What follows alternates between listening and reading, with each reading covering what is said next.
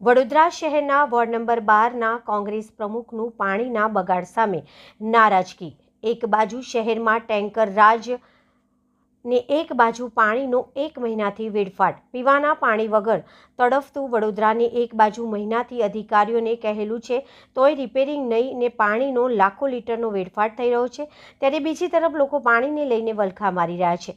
વારંવાર ward number 12ના કોંગ્રેસના પ્રમુખ રાકેશ ઠાકોર વડોદરા મહાનગરપાલિકાને રજૂઆત કરી રહ્યા છે, પરંતુ વડોદરા મહાનગરપાલિકાના સત્તાધીશોના પેટનું પાણી પણ હાલતું નથી। આ સંદર્ભમાં વોર્ડ નંબર 12ના કોંગ્રેસના પ્રમુખ રાકેશ ઠાકોરે મીડિયા સમક્ષ માહિતી આપી હતી। રાકેશભાઈ, કયો વિસ્તાર છે અને શું સમસ્યા છે?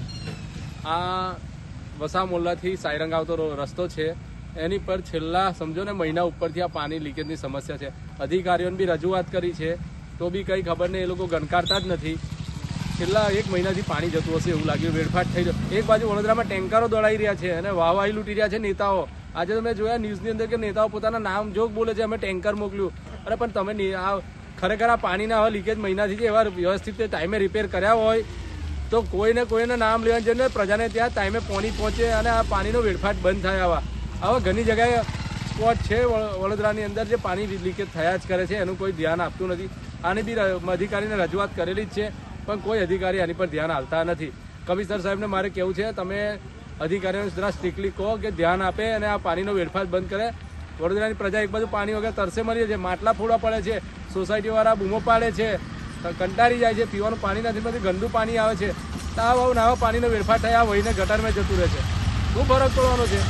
તમે લોકો જાગો, મેં તો વિસ્તારના લોકોને બી કહું છું, તમે બી જાગો। તમે ઊંઘ્યા કરશો તમારે આ જ રહેશે, તમારા વિસ્તારમાં પાણી નહીં આવે, કશું જ નહીં આવે, થાકી જશો તો બી નહીં આવે, કેમ કે નેતાગીરી તો નિષ્ફળ છે। કશું કોઈ નેતાઓમાં, વડોદરા સત્તાધારી નેતાઓમાં કોઈ દમ નથી એવું લાગી રહ્યું છે મને। એટલે આ અધિકારીઓને મજા છે અને આ પાણીના વેડફાટ ચાલુ છે। આપનું નામ? ઠાકોર રાકેશ।